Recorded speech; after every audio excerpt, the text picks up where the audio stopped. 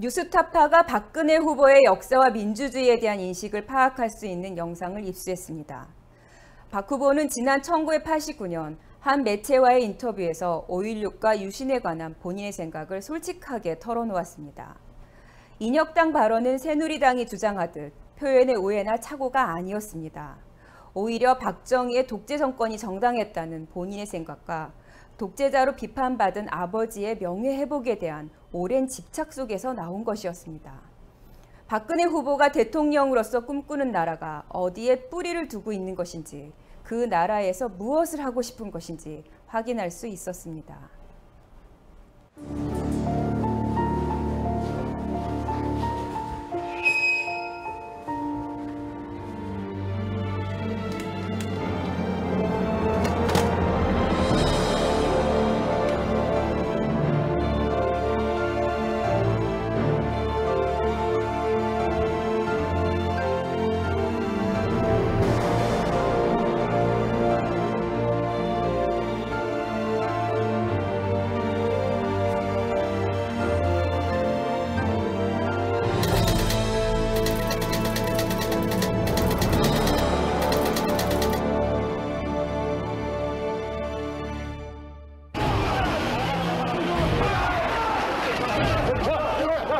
당시 5월 22일 자위권 발동도 가능하다는 계엄사령부의 답변 지침이 절대 권력을 가지고 있는 본부에는 5년 동안에 34억 5천만 원이라는 돈을 널렁널렁 갖다 주면서 내 공장에서 내 돈 벌어주려고 일하다가 죽었던 이 노동자에 대해서 4천만 원 주느냐 8천만 원 주느냐를 가지고 제가 중요하게 생각하고 있는 것은 그런 왜곡된 역사를 바로잡는 일이에요. 또 그렇기 때문에 제가 그동안 다른 인터뷰에도 좀 응했던 것이고요.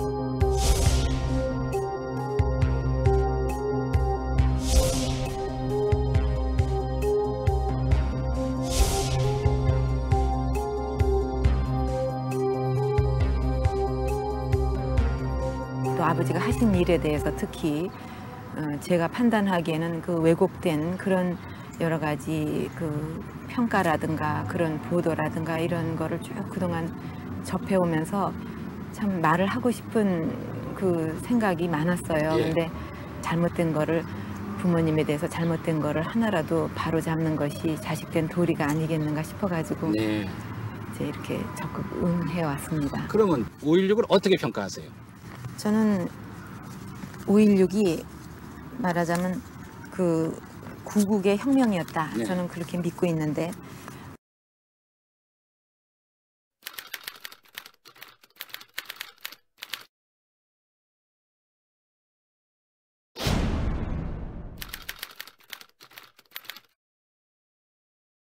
아버지가 삼선 개헌을 하시면서 그 삼선 개헌을 그 3번 대통령을 그러니까 할 수 있는 그거를 만들려 한다고 해서 반드시 대통령이 그 된다는 보장은 아니죠. 그런 기회를 한 번 더 원하신 거고 그 판단은 국민이 하는 거죠.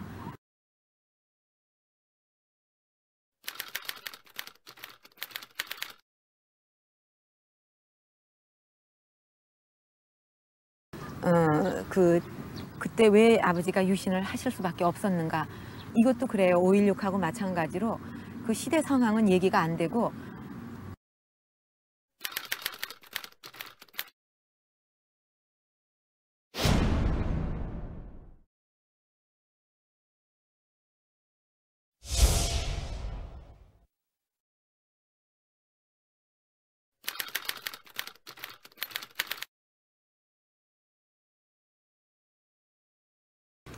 특히 그 유신과 그 자주국방은 뛸래야 뛸 수가 없어요. 왜냐하면 자주국방과 자립경제를 그 기간 안에 이루기 위해서 아버지가 유신을 하신 것이기 때문에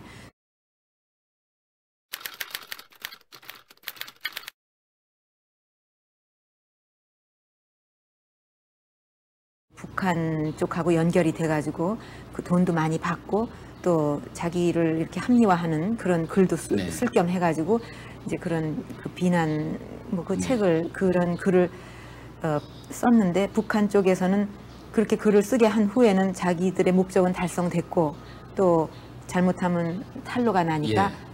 그 목적을 이룬 후에는 어떻게 한 거 아니겠느냐 이렇게 아버지가 추측을 하셨는데 국민들 사이에 바로 김영옥 씨를 한국중앙정보부가 박정희 대통령의 지시하에 파리에서 납치해가지고 청와대 지하실에서 김재규 당시 정보부장, 차지철 경호실장이 동석한 자리에서 박정희 대통령 스스로 또는 차지철 경호실장이 사살했다. 이런 풍설이 있었죠.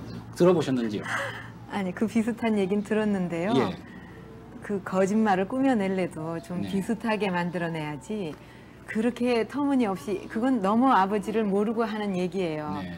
아버지가 얼마나 인명을 중시 여기시고 저는 그 5.16도 그 무혈 혁명이라는 것을 항상 정말 다행이면서도 또 그 아버지다운 그거로 생각을 하는데 그 아버지가 그런 식으로 그 인명을 가볍게 보시고 할 분은 절대 아니에요.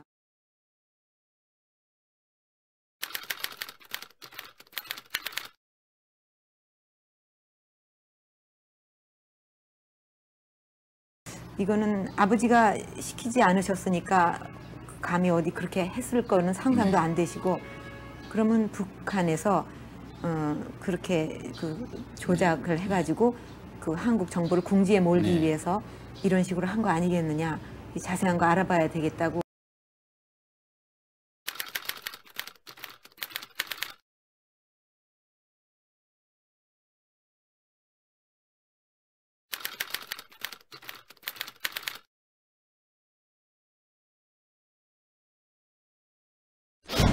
지난 1973년의 김대중 납치 사건은 여러 정황상 박정희 당시 대통령의 지시나 묵인하에 이루어졌다는 조사 결과가 나왔습니다. 국정원 과거사진실위원회는 오늘 조사 결과 보고서를 통해 이 사건을 박정희 대통령이 지시했거나 적어도 묵인했고 중앙정보부가 실행에 옮겼다고 밝혔습니다.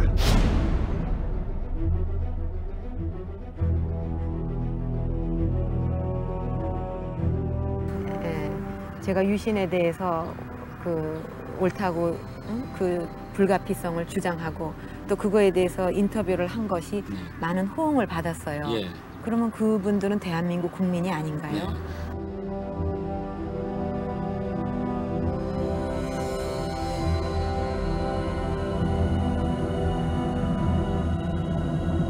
그런 부분에 대해서 좀 앞으로 그 역사가 객관적으로 판단을 해나가지 않겠는가.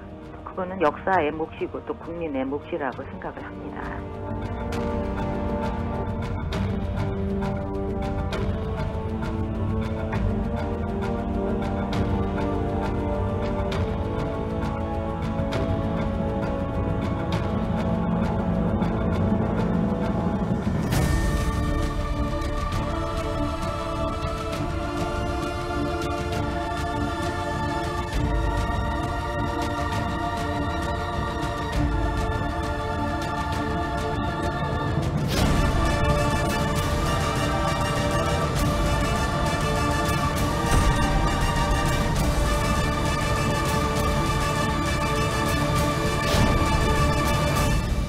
그동안 매도당하고 있던 유신, 5.16, 네. 5.16 거기에 대해서 나는 이런 소신을 갖고 참여했다. 네. 근데 그게 뭐가 잘못됐느냐? 딱딱 그거를 정말 그 국가와 민족을 위해서 일했던 사람이라면 그거를 얘기할 수 있어야 돼요. 네. 어떤 비난을 당장은 받는다 하더라도 네.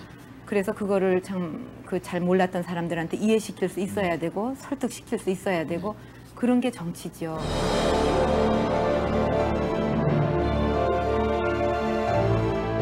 제가 중요하게 생각하고 있는 것은 그런 왜곡된 역사를 바로잡는 일이에요.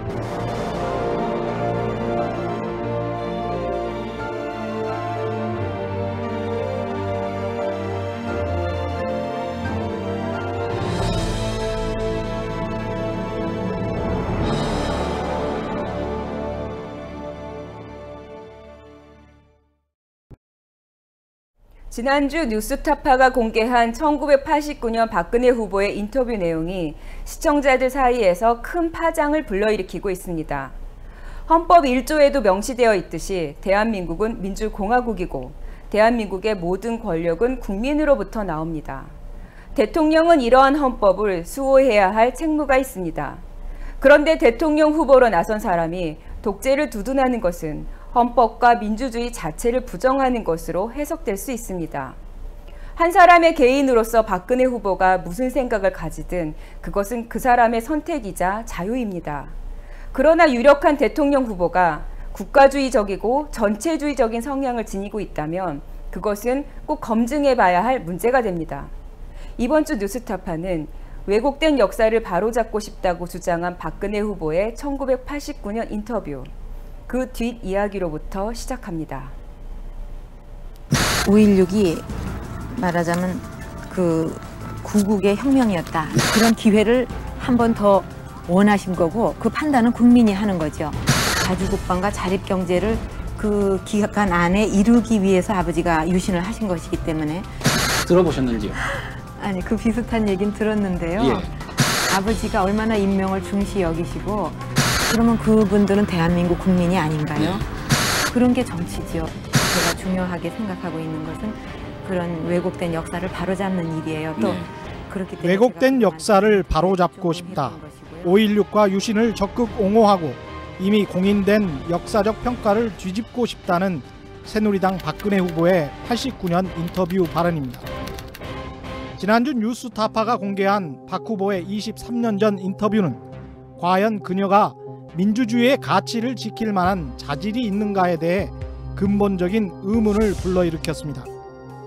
뉴스타파 보도 이후 인터넷은 박 후보에 대한 비판 여론으로 들끓었습니다. 뉴스타파는 박근혜 후보의 과거 발언이 일회성이 아니라 최근에도 일부 되풀이되고 있다는 사실을 확인했습니다. 그러나 공중파 방송을 비롯한 거대 언론사들은 이 문제에 관해 침묵하고 있습니다. 구국의 혁명이었다. 저는 그렇게 믿고 있는데.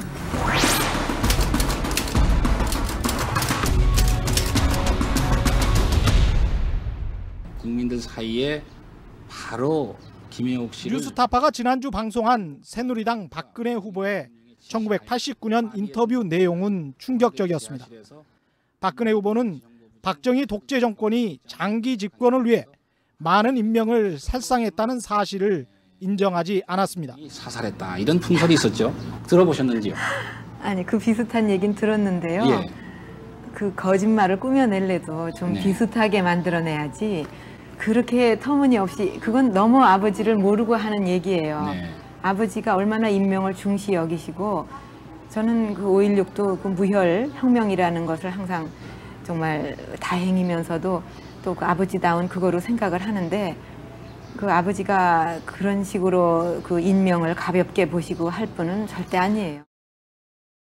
또 5.16과 유신의 부정적인 측면만 부각돼 왔다면서 그런 왜곡된 역사는 바로잡아야 한다고 말했습니다. 그런 게 정치라고 강조했습니다. 5.16 거기에 대해서 나는 이런 소신을 갖고 참여했다. 근데 그게 뭐가 잘못됐느냐. 딱딱 그거를 정말 그 국가와 민족을 위해서 일했던 사람이라면 그거를 얘기할 수 있어야 돼요. 어떤 비난을 당장은 받는다 하더라도 그래서 그거를 참 그 잘 몰랐던 사람들한테 이해시킬 수 있어야 되고 설득시킬 수 있어야 되고 그런 게 정치죠. 방송이 나가자 반응은 폭발적이었습니다. 뉴스타파 시즌2를 시작한 이후 가장 많은 사람들이 방송을 봤습니다. 팟캐스트와 유튜브 그리고 다음 TV팟 등을 통해 방송을 본 사람들은 40여만 명으로 추산됩니다. 또 이 방송 내용을 다룬 미디어 오늘의 기사는 인터넷 포털 다음에서 가장 댓글 많은 뉴스로 기록되기도 했습니다. 기사 댓글만 7,000개가 넘었습니다. 대부분 박근혜 후보에 대해 비판적인 반응입니다. 박 후보의 지난 89년 인터뷰를 보고 짜증이 났다는 댓글에 찬성이 무려 7,000여 개, 반대는 200개가 되지 않았습니다. 이 인터뷰 영상이 아니었으면 박 후보에게 정말 속을 뻔했다는 내용의 댓글에도 찬성이 5,000개에 가깝고 반대는 100개에 못 미쳤습니다. 박근혜 후보의 과거 발언에 대한 시민들의 부정적인 반응에는 우려가 배어 있습니다. 23년 전 인터뷰라고는 하지만 최근에도 독재 체제에 대해 애매모호한 태도를 보인 점이 시민들을 불안케 하고 있습니다. 그러니까 학교에서 배운 근현대사에는 5.16이 분명히 쿠데타라고 써 있는데 5.16은 뭐 구국의 혁명이다 이런 거 보고는 많이 놀랬죠. 그 인터뷰를 보고 나니까 도대체 이 사람하고 내가 21세기에 같이 살고 있는 게 맞나 그런 생각이 들더라고요. 시민들은 만약 박근혜 후보가 여전히 그때의 생각에서 크게 변하지 않았다면 대한민국의 헌정을 수호할 책무를 지닌 대통령 후보로서 과연 적합한 것인가 하는 의구심을 가질 수밖에 없다고 말합니다. 좀 놀라웠죠. 좀 섬뜩하기도 했고요. 그 아버지 서거 이후에 10년 세월이 지난 다음에도 아직도 그 박정희 정권 때의 그 새내교육이라 그래야 되나? 89년도 인터뷰잖아요. 근데 지금 2012년인데도 그 사람이 하는 박정희에 대한 생각은 변함이 없는 것 같아요. 지금까지도 계속 긍정적으로 생각하고 있는 것 같은데 오히려 그게 더 무서워요. 뉴스타파가 홈페이지를 통해 공개한 당시 인터뷰 전문을 읽은 사람들은 더욱 무섭다, 소름 끼친다는 의견을 내놨습니다. 89년 인터뷰에서 박근혜 후보는 아버지 박정희에 대한 깊은 연민을 드러냈습니다. 가장으로서의 박정희 씨를 어떻게 평점을 하시겠습니까? 아버지요? 예. 저는 뭐 아버지에 대해서는 그리운 마음으로 머리끝까지 차 있고 또 뭐 어떻게 평점을 내리고 말고 하는 것보다도 이렇게 억울하게 그동안 당하셨는데 이걸 어떻게 베껴드려야 되나 그런 생각으로 있기 때문에 네. 저한테 그런 걸 물으신다는 게 네. 사나이답게 심지어 왕조 시대를 예를 들어 아버지를 옹호하고 오히려 다른 사람들을 탓하기도 했습니다. 둘째치고 옛날에는 그 도끼를 앞에 놓고도 상소라는 걸 했잖아요. 임금님한테. 내가 죽어도 좋으니까 나라를 위해서 나는 바른 소리 하고 죽더라도 죽겠다. 뭐 그렇게까지 요즘 뭐 쉽게 생명이 없어지는 것도 아닌데 그러면 이러이러한 만약에 유신에 대해서 나쁘게 정말 생각했다면 이러이러한 거는 어떻다. 그렇게 그 한 번이라도 얘기를 했었어야 되는데 그렇게 하지 않고 그러면 건설부 장관 좋은 부귀영화는 다 누리면서 게다가 박근혜 후보는 아버지 박정희 전 대통령과 국가를 동일시하는 것 같은 인식도 드러냈습니다. 아버지 3주기 때인가 80몇 년도 그때 그 재미 작가로 작가의 한 분이 아버지를 추모하면서 그 신문에 기고하신 글이 있어요. 거기에 그 내용 중에서 이런 글이 나오는데 아버지에 대한 평가는 올바른 평가는 한반도가 아버지를 만들어간 방법과 아버지가 한반도를 만들어간 방법 이 두 가지를 동시에 생각해야만 바른 평가가 된다 이런 얘기를 했는데 저는 그 얘기야말로 정말 아버지를 평가하는 데 있어서 전곡을 찌른 그런 아주 좋은 표현이라고 저는 생각하고 있습니다. 놀라운 것은 박근혜 후보가 최근에도 거의 같은 말을 되풀이했다는 점입니다. 이런 생각이 납니다. 아버지 3주기 때 어느 재미 작가가 그 아버지에 대해서 박 대통령에 대한 평가는 한반도가 박 대통령을 만들어간 방법과 또 박 대통령이 한반도를 만들어간 방법 이 두 가지를 동시에 생각해야만 바른 평가가 나온다고 이렇게 썼거든요. 그 뭐 글이 좀 저는 생각이 많이 납니다. 그러나 이런 박근혜 후보의 역사 인식, 국가주의적 태도와 비슷한 생각을 가진 유권자들도 우리 사회엔 적지 않습니다. 뉴스타파가 서울 종로 탑골 공원에 3355 모여있는 할아버지들에게 박근혜 후보의 89년 당시 인터뷰를 보여줬습니다. 관심을 갖고 지켜보던 할아버지들 가운데 한 사람만이 박근혜 후보가 잘못된 역사인식을 갖고 있다고 응답합니다. 유신은 하면 안 되는 거예요. 절대로. 박정희 대통령이 유신을 안 하고 그때 물러나야 영웅으로 남는 거예요. 그런데 강행해가지고 그게 얼마나 국민이 바라지 않은 빗나간 정치를 했어요. 지금 박근혜가 그거를 정당한다는 것은 역사를 다시 후퇴시키는 반시대적인 그런 정치 견해. 나머지 할아버지들은 대부분 한국은 억압적 체제가 필요했다 또는 필요하다고 말합니다. 반독재 안쪽으로는 안 됩니다. 뭐라고요? 반독재 안쪽으로는 안 돼요. 아, 때를 잡을 때는 잡아야 된다 이거요. 살릴 때 살리고 내 만나 잡을 때 같은 말이요. 잡는다. 내 만나 같은 말이요, 이 어른이. 이들 사이에는 당시 시대 상황 때문에 독재가 어쩔 수 없었다는 인식이 널리 퍼져 있었습니다. 민주당 때 심지어 여자들까지 그냥 데모하고 나라가 망할 지경인데 그 당시에 가만 안 놨으면 어떻게 되겠어요? 북한에서 쳐들어와서 나라가 없어질 수도 있어요. 박근혜 후보의 89년 발언과 흡사합니다. 또 데모가 의사당 앞에서 매일 각종 데모가 있고 의사당 안에서는 또 국회의원들이 이불 깔고서 극한 투쟁을 벌이고 학생들도 연일 데모하고 심지어는 국민학교 학생들까지도 담임 교사 타교로 전출하는 거 결사 반대다 해가지고 국민학교 학생들까지도 데모를 하고 그러니까 지금하고 그때하고는 우리나라 형편이 특히 북한하고 대치해서 볼 때 말할 수 없이 달랐어요. 그때 우리가 북한에게 지고 있을 때였거든요. 군사력에 있어서나 경제력에 있어서나. 그러면 그때 공산당이 가만히 있겠어요? 가만히 있다면 공산당이 아니죠. 시대적 상황 때문에 어쩔 수 없이 독재를 할 수밖에 없었다는 주장은 일부 언론인들도 하고 있습니다.